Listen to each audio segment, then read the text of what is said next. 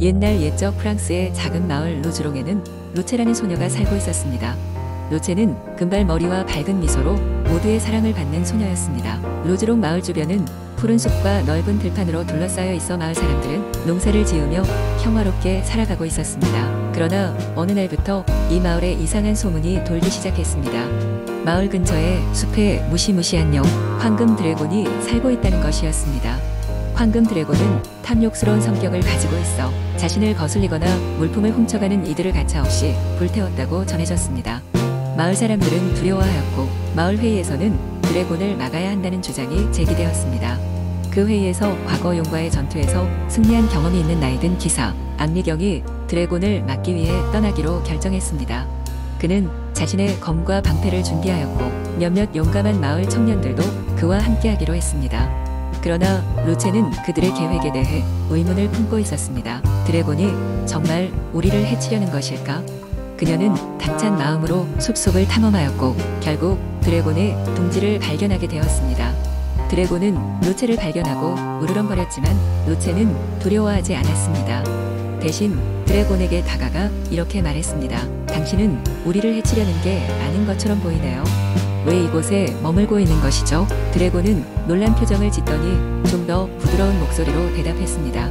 나는 이 숲의 수호자이다. 인간들이 내 숲을 어지럽히고 보물을 훔쳐가려 해서 방어하고 있는 것뿐이다.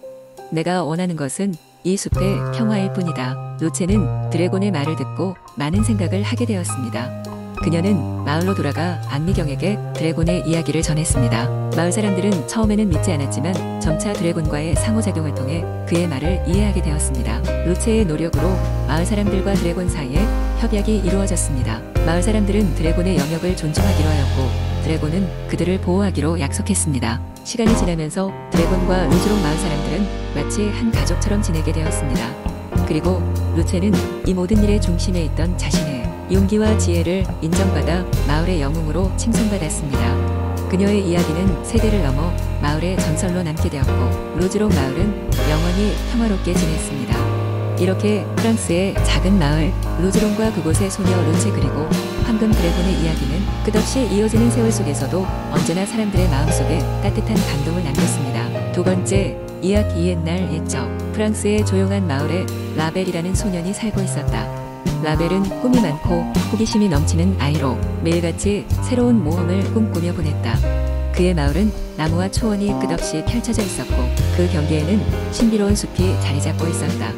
사람들은 그곳을 마법의 숲이라 불렀지만 아무도 그곳에 들어가길 꺼려했다. 어느 날 라벨은 집 근처에서 놀다가 오래된 나무 아래에서 낡고 빛바랜 지도를 발견했다. 이 지도는 그동안 아무도 본 적이 없던 새로운 길들을 보여주고 있었고 마법의 숲으로 이어지는 것으로 보였다. 라벨은 그 지도가 모험을 위한 것임을 직감하고 모험을 시작하기로 결심했다. 다음 날 아침 라벨은 배낭에 물과 빵 몇 조각을 챙기고 지도를 따라 길을 나섰다. 숲에 들어서자마자 그는 주위의 풍경이 변하는 것을 느꼈다. 나무들은 마치 움직이는 것처럼 보였고 발밑에서 작은 요정들이 웃고 떠들며 이리저리 날아다녔다. 숲의 깊은 곳으로 들어갈수록 기묘한 동물들과 식물이 모습을 드러냈다. 하늘을 나는 은빛 새와 말하는 꽃들은 라벨을 보고 미소 지으며 반겼다. 지도가 이끄는 대로 계속 걸어가다 보니 그는 마침내 숲속에 감춰진 아름다운 성에 도착했다. 성은 알 수 없는 빛으로 둘러싸여 있었고 문은 라벨이 가까워지자 천천히 열렸다. 성 안으로 들어가자 라벨은 고풍스러운 홀에서 기다리고 있던 흰 옷을 입은 여인을 만났다. 그녀는 바로 이 숲의 수호자였고 성을 찾아온 용감한 아이에게 큰 상을 줄 준비가 되어 있었다. 그녀는 라벨에게 이곳에서의 경험은 단지 시작에 불과하며 진정한 모험은 이제 시작이라고 말했다. 그녀는 라벨에게 특별한 마법의 돌을 주었다. 이 돌은 라벨이 어디에 있든 돌아올 수 있게 해주며 필요한 순간에 그에게 지혜와 용기를 불어넣어 줄 것이었다.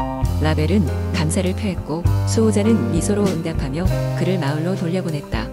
마법의 돌을 품에 안고 집으로 돌아온 라벨은 숲에서의 모험을 계속 꿈꾸며 매일매일이 새로운 하루가 되리라는 것을 알았다. 그는 그날 이후로 더욱 큰 꿈을 꾸었고 세상의 모든 경이로움을 발견하기 위해 노력하는 꿈 많은 소년으로 성장하게 되었다.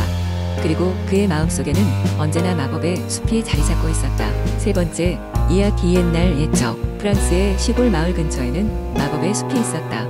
이 숲은 낮에는 아름답고 평화롭지만 밤이 되면 마법의 생명체들이 활보하는 곳이었다. 전설에 따르면 이 숲의 중심에는 소원을 들어주는 마법의 샘이 숨겨져 있다고 했다. 마을에는 잭이라는 이름의 작은 조각가가 살고 있었다. 잭은 어린 시절부터 나무 조각을 하는 걸 좋아했으며 그의 손끝에서 탄생한 조각은 마을 사람들이 사랑하는 인기 있는 물건이 되었다. 하지만 잭은 평범한 조각가 이상의 것을 꿈꾸었다. 그는 그의 작품에 생명을 불어넣고 싶어 했다. 어느 날 잭은 마을의 오래된 도서관에서 잊혀진 전설에 대한 책을 발견하게 되었다. 그 책은 마법의 숲에 있는 샘에 대해 설명하며 샘의 힘이 소원을 들어준다는 내용이었다. 잭은 그 순간 자신의 꿈을 이루기 위해 샘을 찾아보기로 결심했다. 다음 날 아침 그는 필요한 것들을 챙겨 숲으로 향했다. 숲은 그리 멀지 않았지만 깊은 곳으로 들어가자 길이 점차 복잡해지기 시작했다. 잭은 길을 잃지 않도록 주변을 잘 기억하며 조심스럽게 나아갔다. 숲을 걷던 중 잭은 구름 위를 날아다니는 듯한 느낌의 작은 요정들을 만났다. 요정들은 처음엔 그를 경계했지만 잭이 조각가라는 것을 알고는 호기심을 보였다. 잭은 휙휙 날아다니는 요정들을 그려내며 그들과 친해졌다. 요정들은 잭에게 몇 가지 팁을 주며 안전하게 숲을 지나갈 수 있도록 도와주었다. 숲속을 걸은 지 꽤 시간이 지나고 잭은 드디어 샘에 도착했다. 마법의 샘은 은은한 빛을 발하며 주변을 부드럽게 비추고 있었다. 잭은 잠시 동안 그 장엄한 모습에 말을 잃었지만 이내 마음을 다잡고 소원을 빌었다. 내 조각품에 생명을 불어넣어 주세요. 그 순간 샘의 물이 일렁이며 빛이 뿜어져 나왔다. 눈을 뜨자 잭은 다시 마을에 있었다. 하지만 그의 작업실에서 이상한 소리가 들려왔다. 조각상들이 하나하나 움직이고 있었던 것이다. 각 조각상은 자신만의 특징을 가지고 살아 움직였고 잭은 이 모든 것이 꿈이 아닌 현실임을 실감했다. 잭의 작품들은 단순히 아름다움에서 그치지 않고 마을에 큰 활력을 불어넣는 존재가 되었다. 사람들은 그의 작품을 통해 위로를 받고 희망을 얻었다. 잭은 이후에도 계속해서 자신의 꿈을 이루며 살아갔다. 그의 작품들은 마을을 넘어서 먼 곳에서까지 큰 관심을 받았고 잭은 마법의 숲에 대해 감사하며 행복한 나날을 보냈다. 네 번째, 이야기 옛날 옛적 프랑스의 아름다운 숲이 펼쳐진 지역에 작은 마을이 있었습니다. 그 마을에는 작은 사슴 에밀리가 살고 있었습니다. 에밀리는 은백색의 아름다운 털과 호기심 많은 큰 눈을 가진 매우 특별한 사슴이었죠. 에밀리는 마을 아이들과 언제나 숲속을 누비며 노는 것을 좋아했지만 어느 날 그 마을에 큰 가뭄이 찾아왔습니다. 마을의 강은 말라버리고 이웃 마을로 향하는 길은 먼지투성이가 되었습니다. 마을 사람들은 마시는 물 부족에 시달렸고 농작물은 말라가고 있었습니다. 아이들은 더 이상 숲속에서 놀 수도 엄마들은 집안일을 할 수도 없었죠. 어느 더운 여름날 에밀리는 마을 사람들을 도울 방법을 찾기 위해 혼자 숲속을 깊이 들어갔습니다. 숲속을 계속해서 걸어가던 중 에밀리는 오래된 전설을 기억해냈습니다. 그것은 마법의 샘에 대한 이야기였습니다. 그 샘은 모든 것을 회복시킬 수 있는 힘을 가지고 있으며 매우 깊은 숲속 어딘가에 숨겨져 있다고 전해졌습니다. 에밀리는 자신의 소중한 마을을 구하기 위해 샘을 찾아 나서기로 마음먹었습니다. 길을 잃을 것 같은 무성한 나무들 사이를 헤쳐나가며 그는 여러 숲속의 친구들을 만나 도움을 받기도 했습니다. 말을 타고 지나다니던 나비들과 노래하던 새들 그리고 우람한 나무들이 에밀리를 도왔습니다. 특히 현명한 올빼미 몽펠리에가 말하길 마법의 샘은 희망이 가득한 순수한 마음을 가진 이에게만 그 모습을 드러내지. 그러니 내가 충분히 순수하다면 분명 찾아낼 수 있을 거야 라고 하였습니다. 며칠 밤낮을 헤매던 에밀리는 드디어 숲속 가장 깊은 곳에서 반짝이는 빛을 발견했습니다. 가까이 가보니 그것은 전설 속의 마법의 샘이었습니다. 에밀리의 마음은 감격으로 벅차올랐고 그는 샘에 조심스럽게 다가가 물 한 잔을 떠올렸습니다.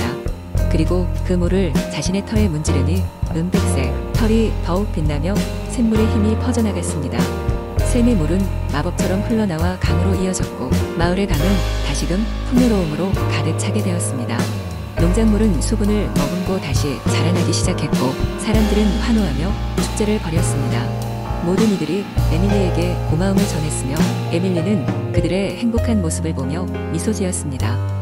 이후로도 사슴 에밀리의 용기와 순수한 마음은 프랑스 숲속 마을의 전설로 전해 내려오며 마을 사람들은 그를 숲의 수호자라 부르게 되었습니다. 그리고 샘은 자연의 중심으로 계속된 존경을 받으며 보호되었습니다. 모든 이들은 자연의 경이로움과 사랑의 중요성을 잊지 않게 되었고 마을은 오랫동안 평화롭고 풍요롭게 타오르며 번성하였습니다. 다섯 번째 이야기 옛날 프랑스의 푸르른 시골 마을 깊은 곳에는 아름다운 장미 정원이 있었습니다. 이 정원은 수백 가지의 장미로 가득 차 있었고 모든 장미는 각기 다른 색깔과 향기로 사람들의 마음을 사로잡았습니다. 그러나 이 장미 정원에는 아직 그 누구도 풀지 못한 신비로운 비밀이 숨겨져 있었습니다. 이곳에는 마법사가 살고 있었습니다. 그는 수백 년을 살아오며 장미를 키우는데 모든 삶을 바쳤다고 전해졌습니다. 마법사는 자신이 키운 장미가 세상에서 가장 아름답기를 원했지만 어느 날 이상한 사건이 일어나기 시작했습니다. 정원 안에 있는 모든 장미가 시들어 가기 시작한 것입니다. 한편 마을에는 어린 소녀 에밀리가 살고 있었습니다.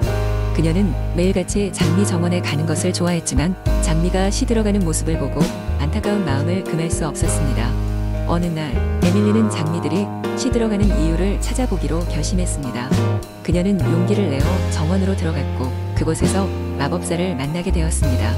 마법사는 에밀리에게 정원의 비밀과 자신의 슬픔을 털어놓았습니다. 마법사는 장미들이 세상에 더 많은 사랑과 행복을 가져다 주길 원했지만 시간이 지남에 따라 그 간절한 바람이 사라지기 시작했고 그것이 장미에 영향을 주었다고 했습니다. 에밀리는 마법사의 이야기를 듣고 그에게 도움을 주기로 결심했습니다. 그녀는 마을 사람들에게 이야기를 해주었고 그들은 모두 정원으로 모여들어 장미들은 그들에게 많은 아름다움과 순간의 행복을 주었다는 것을 깨달았습니다. 마을 사람들은 각자 마음속에 있는 사랑과 행복을 장미에게 전하기로 했습니다. 그들이 장미 정원에서 함께 노래 부르고 춤을 추는 순간 놀랍게도 장미가 다시 피어나기 시작했습니다. 그런 과정에서 사람들은 서로의 존재와 감정을 더욱 깊이 이해하게 되었습니다. 마법사는 크게 기뻐하며 에밀리에게 감사했고 이제 후로는 그녀가 다음 장미 정원의 수호자가 될 것을 부탁했습니다. 에밀리는 기꺼이 이 제안을 받아들였고 마법사는 다시 장미 정원과 장미들을 돌보는 마법과 함께 사라졌습니다. 그 후로도 장미 정원은 항상 아름답게 피어났고 에밀리는 매년 사랑과 행복을 전하기 위한 큰 축제를 열었습니다. 이 이야기는 사랑의 힘이 세상의 모든 것을 변화시킬 수 있음을 보여주는 하나의 전설로 오랫동안 마을 사람들 사이에서 전해져 내려갔습니다.